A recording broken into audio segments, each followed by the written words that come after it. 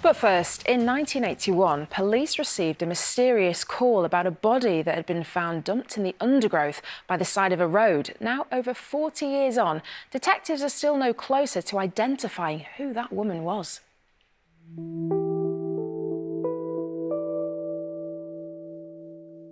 August 1981, in rural North Yorkshire. The body of a woman is discovered by police.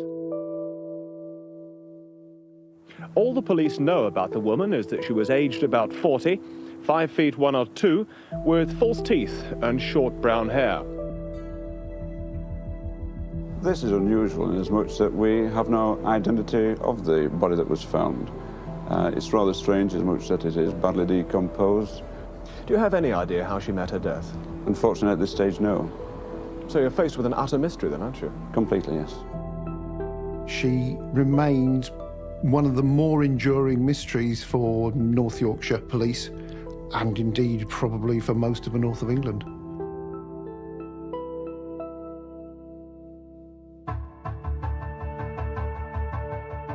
All of this happened before Adam Harlan's time.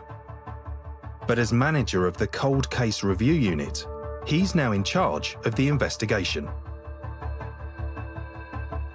It started back in 1981 when a call was made to Ripon Police Station by a man who describes having found a body amongst the Rose Bay willow herb on the road to Scorton. The caller refused to give his details. When he's asked why, he says it's national security. I doubt it was national security. We've never been able to trace that individual.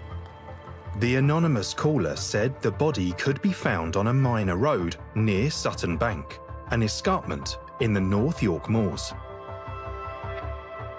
Officers took some time to find it in dense vegetation. The area had to be cleared. They had to scythe away through the undergrowth to find this body. And the skeleton of a female was found, but in a state of decomposition, suggesting that she had been dumped at that location.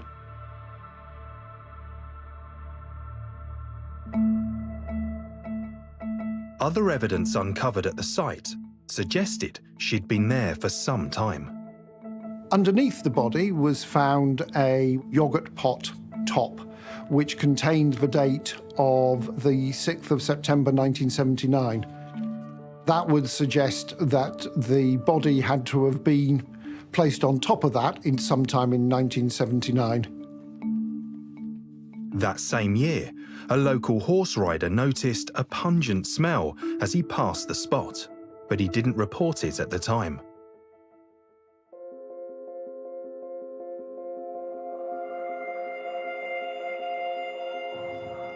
"43 years on, the scene's changed. But the same questions remain.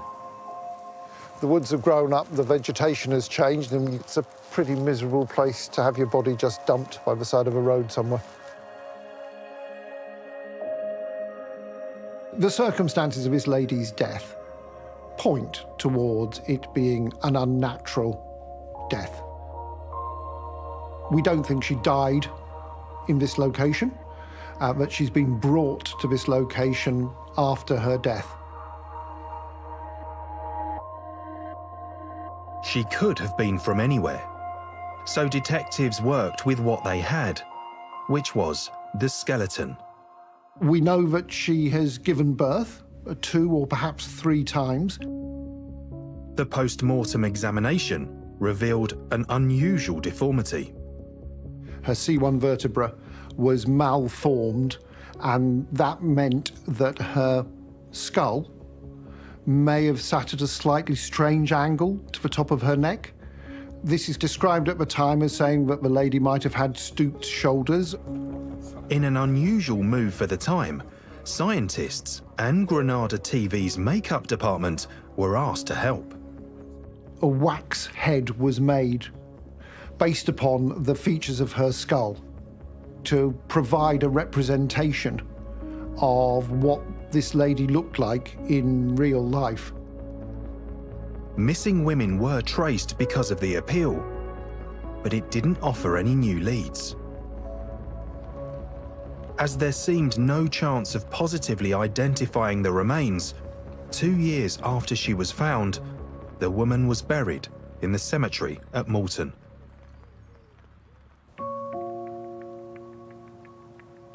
28 years later, with scientific advances in DNA, the team hoped for a breakthrough.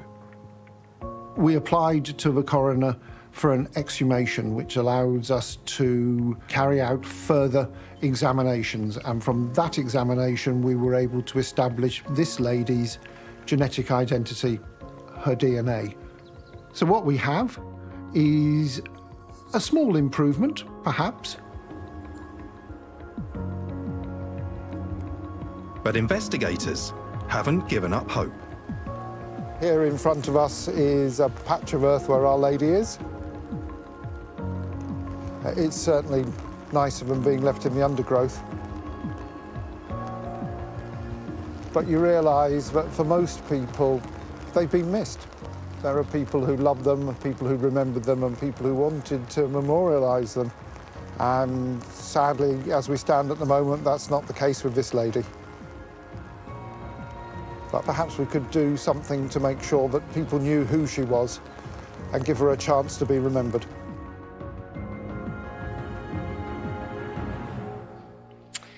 Yeah, we really do want to find out some answers to this case. I'm joined by Cold Case Review Unit Manager Adam Harland from North Yorkshire Police. You saw him in the film there. Adam, welcome to the programme. This is a really perplexing case for you and the team.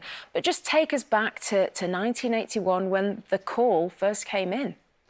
It's Friday the 28th of August.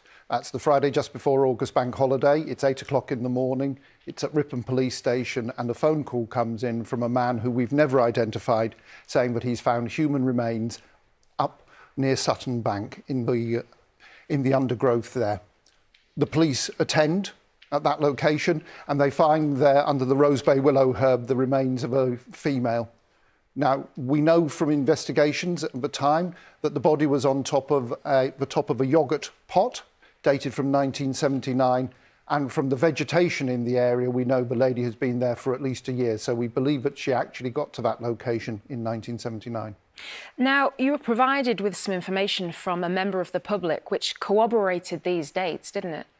That's right. There are, in fact, a number of people who reported a strong smell in that area, and one in particular, a local jockey out on a training ride, had noticed a smell that he thought was a fox and was intending to return that day to go and recover the brush from the fox. Unfortunately, he fell off his horse, he broke his leg, he went to hospital. Perhaps if he'd stayed on the horse a little longer, we wouldn't be here today. Yeah, who knows? So what have you been able to find out about this woman then? What we know about this lady is that she's between 35 and 45 years old, probably at the top end of that age range. That means she was born in the 1930s. She's about 5 foot tall, 5'2" tall. She's got shoulder length brown hair.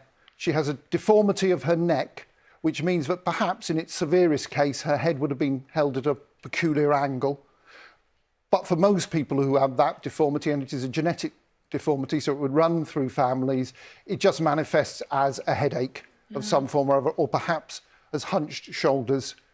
We know that she had no upper teeth, a dental plate, and very few lower teeth, 6 front lower teeth. She was a heavy smoker, and she probably didn't clean her teeth very often. We also know that she'd given birth 2 or 3 times, hopefully live births, so that there are people related to her who hopefully are still alive today. Are there any clues as to why she was found at the side of the road? We don't know from her remains how she died. We do believe that she didn't die at that location, that she was taken there and that she was dumped. And we don't believe that was necessarily the place that the person who brought her there was intending to dump her at the time. But that's all speculation. All we really want at the moment is to know who this lady is, and that would help us move towards answering the other questions. Well, as you said, this woman could have living relatives, and you're extremely keen to try and put all the pieces together and identify who this woman is. Absolutely. What we have now is her DNA. That means to say that we can establish a link between her and families if families come forward to suggest that she's missing from within their family. We know she's somebody's daughter. She's probably somebody's sister, a niece, an aunt. If her children are still alive today, she's probably a grandmother and very possibly even a great-grandmother. And we're looking for people to look at their family histories to see if there's somebody missing, either from their immediate family or perhaps from their wider family, who would fit with any of these details, so that we can go to that place in Moulton Cemetery and identify who that lady is. Adam, thank you so much. As you say, there could be so many connections, and there are some quite distinctive features about this woman, as Adam mentioned. So does any of it ring a bell? If so, then the number to call is 08000 468 999.